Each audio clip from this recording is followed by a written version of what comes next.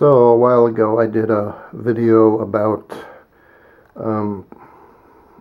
reconditioning the felts on my bushings for my keys with Pro Felt liquid, which is supposed to puff up the bushings and make it all tight again. So it didn't quite work as planned. Some of my keys are still pretty loose, and I decided to replace the bushings. So, for instance, this is what I'm dealing with. These keys are really loose, and when you're playing it, if it feels very rickety, your keys are moving all around. So I wanted to fix that. I've replaced the bushings on a few over here, and they're tight and not moving. So that's, well, these two and these two. They're still moving a little bit, but they're not bad. Much better than before. So I'm gonna replace the bushings on the front of all the ones that were bad, really bad. I tried fixing the bushings in the middle, but it's just a nightmare to get these bushings out of here. The thing is so tight, and it's hard to get them out without destroying the hole that they're in. So I've decided not to do the middle ones. They seem to be pretty tighter anyway. It's just the ones on the end that are causing the problem, and that fixing those seems to have caused to fix most of the problem. So as an example here, I'm going to use key number 57. You can see that it is kind of loose. This is the F. It's the first key in the top section of the high treble. Anyway, let's see if we can get the bushing out.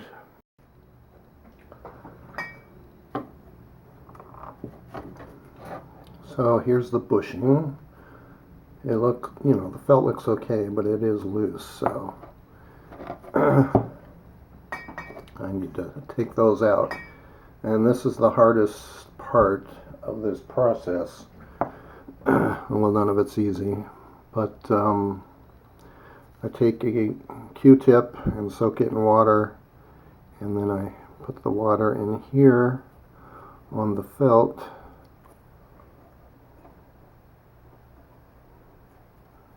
Get it well soaked and let it soak in for a little bit.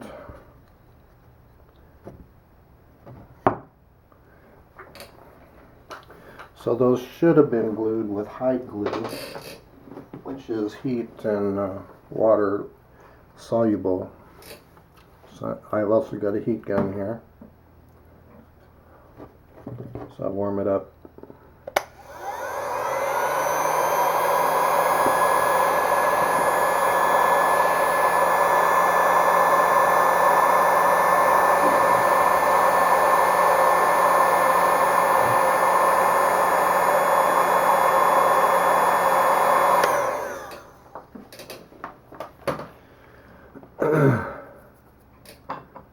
See if I can get it loose. Still sticking pretty good, but we might be able to get it loose. I think I'm going to need some more water.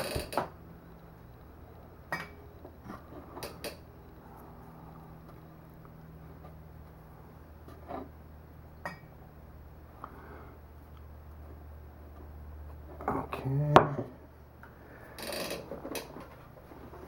And heat it up again.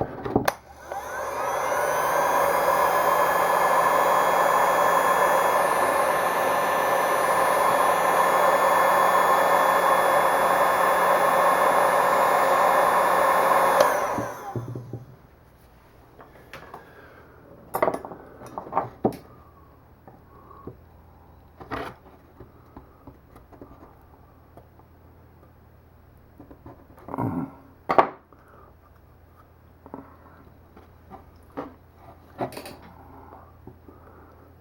you can see this is a time-consuming, tedious thing to do, to get these out of here without leaving a bunch of residual felt and without leaving a mess.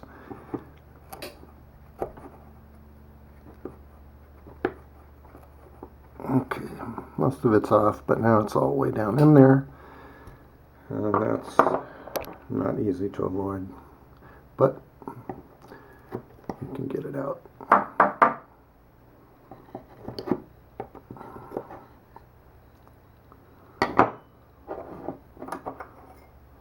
So I use an X-Acto knife also, but I try to avoid using it as much as possible because it's easy to mess up the wood in here.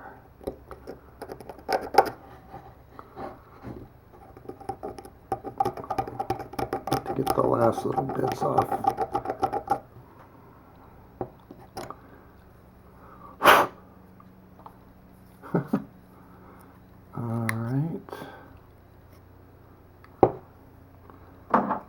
Still a little bit of felt in there. Okay, I think I got it pretty good now. So I'm gonna hit it with the heat gun again, dry it up a little bit, and then put the glue on.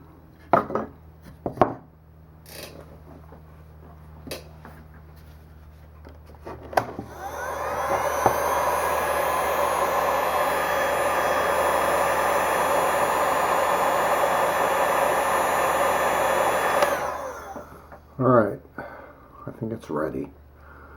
So that's why it's going to take a long time to get them all done.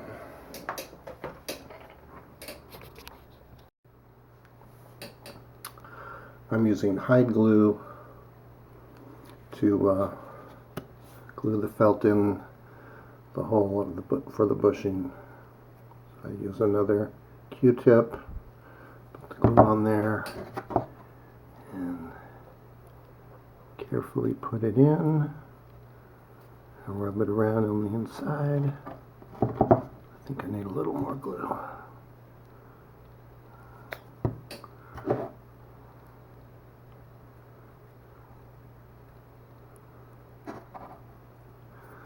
Alright, that should be good. Use a paper towel to get the extra off the surface because I don't want it sticking on there. Okay, now I've got this device.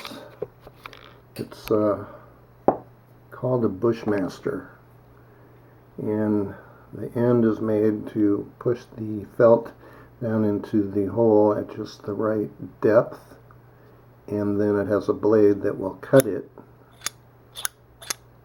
in the middle. So we're going to do that now. Put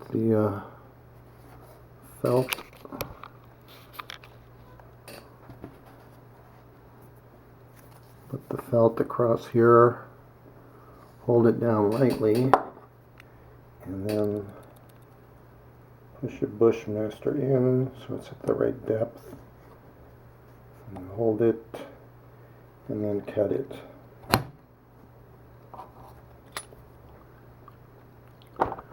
So the felt is at the proper depth, and then you get a caul. These are ones that I made myself on the 3D printer. Whoops, that's not good. It's supposed to fit in there.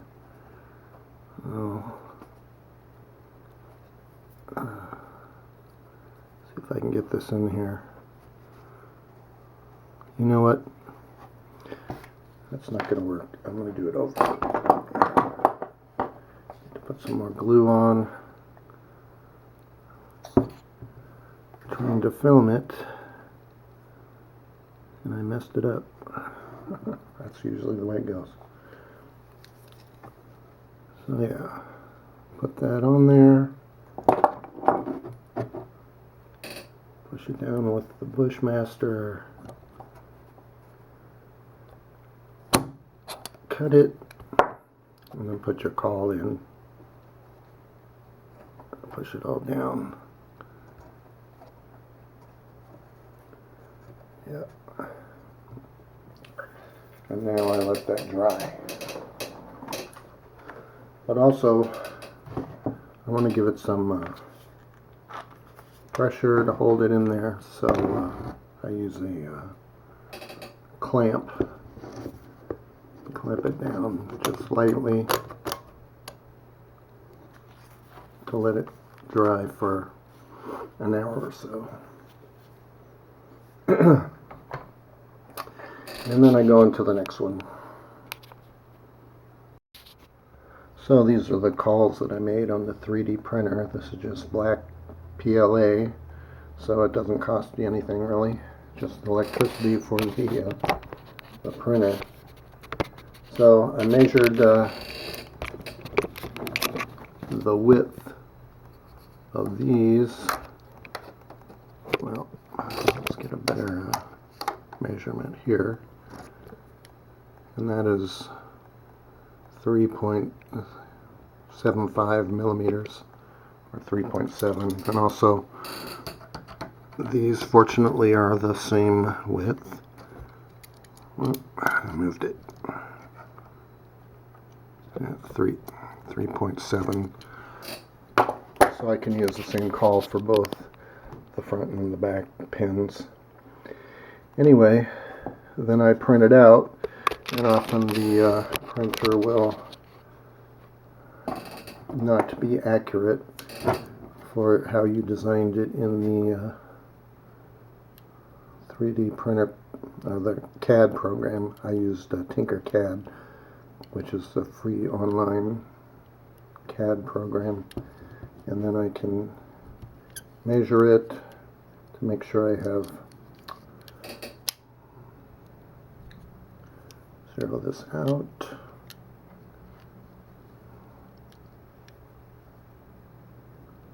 let's see, I have the right, actually that's a little big, that's 3.85. So here we are a few hours later. I can pull out the caul, and it looks like that. It looks pretty good. Now I have to trim it, which is not easy.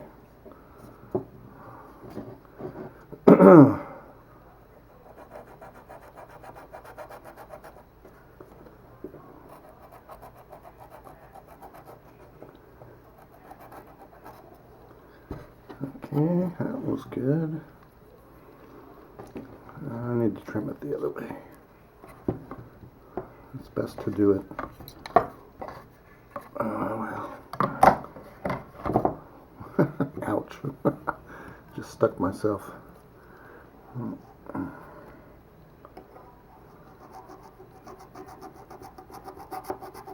Best to do it from the back. Okay. And then it looks like that. Actually, that's a little long, but it'll be okay. So let's see how it fits. This is number 57. So let's see here. 60, 59, 58, 57.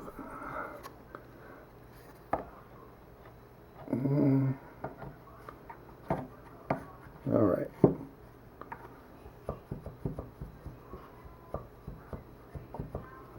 So it looks like it's loose enough, but not too loose. It doesn't move back and forth, so that's good. That'll work. I also did another one here. I did a black key. Let's see here. Okay. Let me pull that out of there. And I have that. And that. And trim it. And my battery's dead again. So it looks like that after I take out the caul. I gotta trim it.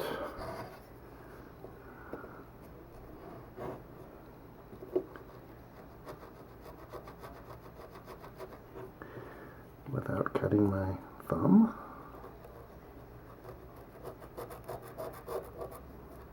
Come on, you can do better than that. Okay, that should be good. Let's trim the other end.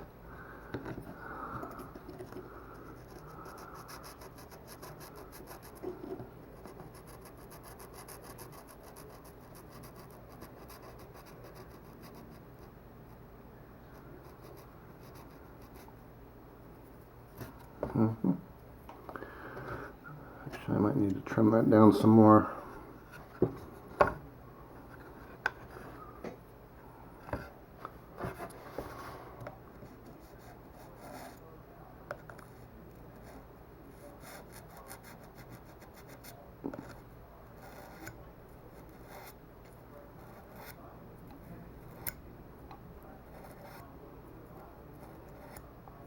Shoot.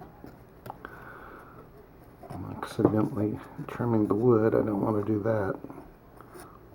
Okay. So it looks like that after.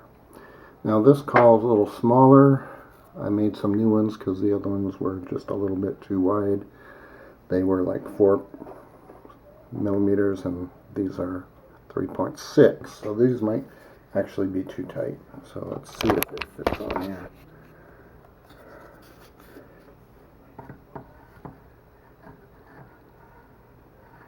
Come on. Okay. Well, looks like it'll work. And actually gonna work pretty well. It's not going back and forth. Maybe a little bit. But it'll do. Okay. That works.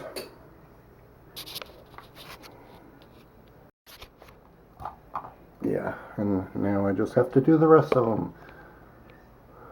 That's going to take forever. They're not all bad, you know. Some of them are okay. I think that one's pretty tight. So I won't have to do every single key, but maybe 3/4 of them. So this is going to take a week.